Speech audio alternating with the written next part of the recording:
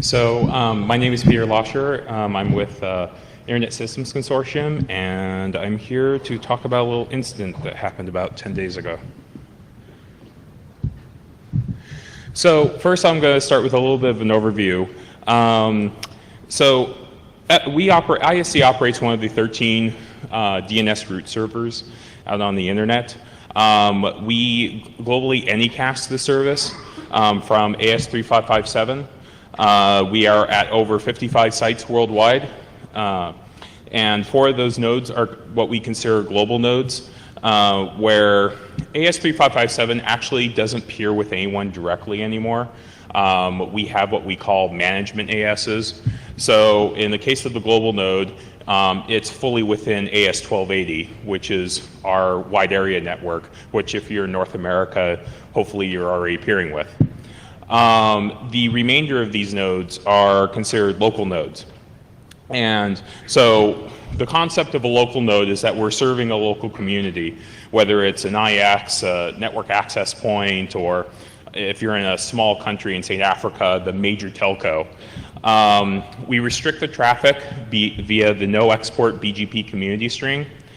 And for each one of these local nodes, we have a per node specific management AS. Which then peers with either the route server or peers directly with participants. So you see, if you're looking at the route path, you're seeing AS3557, our management AS, and then the peer on that particular IX or NAP or a route server, as the case may be. We try to drive traffic wherever possible to a local node. We do this for various reasons. We want to disperse the DNS traffic as wide as possible and get it closer to the end users wherever possible.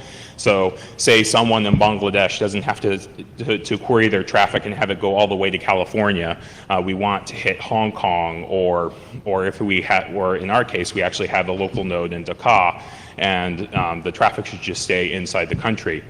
This also has other benefits in the cases of DDoSes and so forth, as have been seen over the years, where we've been able to mitigate the traffic by spreading it over several local nodes rather than have all the traffic trunk over the over the Atlantic or the Pacific to our global nodes. So we do that by obviously we prepend our AS several times from our global nodes. So you'll see like AS12A, AS12A, AS1280 to make sure that the local nodes always have a shorter path. So if you want more information about this, we do have a blog post that my colleague Leo Bicknell wrote that explains this in a little bit more detail. We also, on the global nodes, advertise covering /23 instead of a 24 and a /47 to cover those edge cases so no one is left behind. So a little bit about F-Root in Beijing. We actually operate 2 instances of F in China. We've been there since about 2004. One is sponsored by APNIC. That's the one that's been there the longest. We recently turned up another one back in the summer, which is sponsored by CNNIC. We operate the service, but the local sponsors usually cover co-location and handle network connectivity and so forth, but ISC directly still operates the service. Both of these nodes have connectivity to the national telcos and research and educational networks. So we have access to, say, China Telecom, China Unicom, you name it. They have their own dedicated management ASs. So at PEK1, we're at AS23707, and PEK2, we're at AS55439. So those are the immediate upstreams of, say, AS3557 at those locations. The PEK1 is still just IPv4 direct, IPv4 only. The other is dual stack IPv4 and IPv6. In PEK1, we're connected to the Beijing NAP, and PEK2, we're actually hosted by CNNIC, and then they export our routes over to the telcos and research networks. So in traffic numbers, actually Beijing is one of our largest local nodes. So what happened? On October the 1st, at the time indicated, there was a leak of our IPv6 network block from PEK2 to the IPv6 internet at large. The leak originated from AS37944, which is the China Science and Technology Network, basically an R&E network. Actually, it was easy to find out because they are currently our only v6 peer. So the leak propagated from that AS to Hurricane over the Hong Kong Internet Exchange, and then from Hurricane to the world. So ISC was made aware of the issue about 24 hours later, and once we verified the attack, or verified the leak, we pulled the IPv6 announcement straight away. And NANOG goes wild. So there was a nice long thread about this. So I wanted to clarify some issues. My colleague Leo Bicknell addressed some of these already, but just to point out, there was no rewriting of answers. We actually checked this before we actually pulled the route. There was any traffic that came from that particular location wasn't getting rewritten by the Great Firewall of China and so forth. And the other fact is that this actually affected less than 0.4 of our global traffic flows. Now, granted, this is partially because it's IPv6, but the other point is maybe you can say we've actually made some progress because at IPv6 day, everyone was chomping at the bit that we got 0.2 of global traffic. So, hey, we've made an increase. But in that particular case, this is basically mostly of global traffic. If you were actually peering with us directly at any one of our other local nodes where we already had a v6 session enabled, in that particular case, you would be most likely using that node anyway because its AS path would have been shorter than the leaked AS path to Beijing. And we have seen no sign that there was any malicious intent to divert traffic, someone sticking a hijacked route, or anything like that. This looks to have simply been someone accidentally stripping out our no export and propagating the route to their upstreams. And in fact, we actually deal with about a handful of these every single year. Most of the time you never hear about it. Someone from an R&E network leaking out to another R&E network and you find the route's gone halfway or circled the world at least twice. But something we take very seriously and we investigate, and it's usually taken care of. So some takeaways from this. There needs to be more and better BGP monitoring, especially with IPv6. I mean, we'd all like it if we could get BGP monitors on every AS and have a complete view of the world, but obviously that's likely not possible. We are looking at various options ourselves, whether or not we use something. We've been talking with RIPE about doing some stuff with Atlas as a possible mechanism. There may be other BGP type services that we may investigate in future. Obviously, we'd like more IPv6 peers wherever possible. So those are the usual URLs. Third, the internet needs more diverse IPv6 connections. The IPv6 table is still relatively flat. And basically for IPv6, it's usually, yes, but I have provider. That's all I need. Well, could you get at least a little bit more diversity? So, so please check. I know most of our providers in the Bay Area, we're mostly dual stack. So please check to make sure that your provider is offering v6 and try to peer with them so it's just not one provider. And last but not least, for those that decry the fact that there might be some shenanigans and DNS rewriting going on, please deploy DNSSEC. Sign your zones, turn on validation. At the end of the day, if you're worried about the fact that oh my God, we're getting DNS responses from X country and they might be rewritten, well, the route's signed. A lot of CCTLDs are signed, or a lot of TLDs are signed.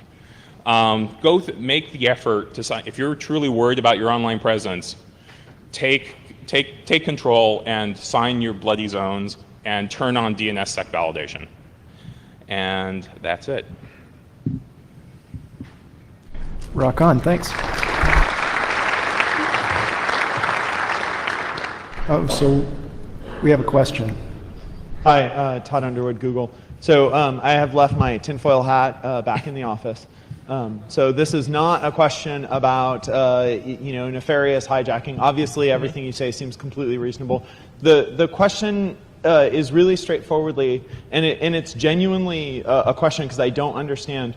Why do root name server operators choose to provide service from a network that has promised to rewrite answers and then hope that it won't leak too far? And this is not a question saying that China doesn't have every right to implement whatever censorship it wants to implement. They do. This is not to say that other countries or hotels don't have the right to implement whatever kind of censorship they want to. They do. I just only want to be subject to the censorship that I have either opted into or been foisted upon me by virtue of my passport. So can you answer the question why you do this?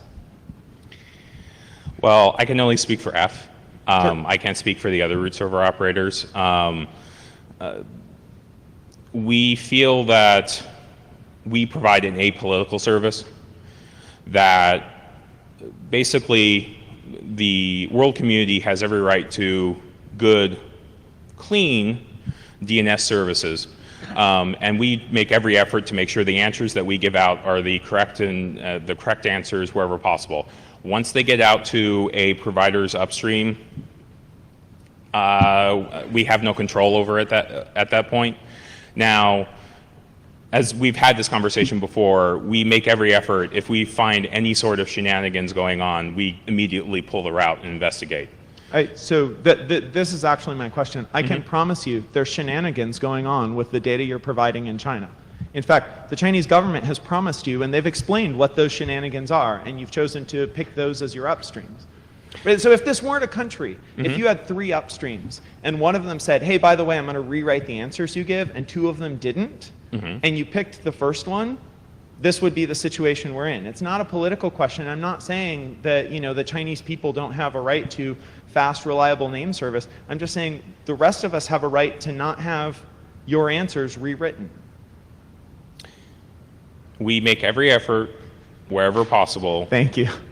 We make every effort wherever possible. I mean, the thing is that we try to keep the local traffic local wherever possible. And so we do the no export. Once we find a leak, we investigate and pull it. At the end of the day, the end solution, and I'm going to sound like a broken parrot, is that DNSSEC needs to be applied. At that point, you don't care where the bloody answers come from, as long as you can verify that the answer was correct as it was signed. And on top of that, there's also the issue of all of a sudden my 80 milliseconds got routed to 300 milliseconds. The DNS infrastructure will sort of self-clean because it'll find a closer name server that will, there are 12 other root servers out there. They'll depref us and go do someone else. So. We have time for It's just one more expansion on that. Okay, this is the last question. Then I'll have to Godwin this thread. All I was going to say is, I'm Jim Martin with ISC as well. The bottom line is that we are providing a network service. We're not making any judgments about what is right or wrong in any country. We don't believe that it's our place to be making a decision about what's right or wrong. Because just because we believe one thing doesn't mean that that's the appropriate thing in every environment. What we do believe in is providing the clean route everywhere in the world that we can, because we believe that that's something that is fundamental for the growth of the internet. And so I think the basis of your question has to do with an assumption that what they're doing is wrong, and we're not prepared to make that assumption. Yeah. So Sorry, I will be at the DNS track if you want to continue this further. Yeah, take it. You were waiting patiently. We have time for the one more. You were waiting quite I patiently. actually have a fairly quick technical question, actually. Richard Barnes, BBN. So you mentioned two things. You mentioned that it took about 24 hours before you guys became aware of the change in the routing here, and that you deal with several similar events every year. So I was wondering if you could comment on whether the delay here between the change in the routing and your awareness and reaction to it was typical, how that compared to the other events you typically handle. Well, part of it is that it was a weekend, so I mean, this is discussions we're having internally. 24 hours was a bit long, so as far as we're concerned, so we're looking at measures to try to. In this particular case, it was also a very slow drip. It was V6. We were only seeing a very small section of our traffic getting rerouted. But obviously, seeing something like a route detection change, where all of a sudden all of our global V6 traffic is diverted to China, should have probably, or diverted to a particular location, should have thrown up a red flag. So, thanks.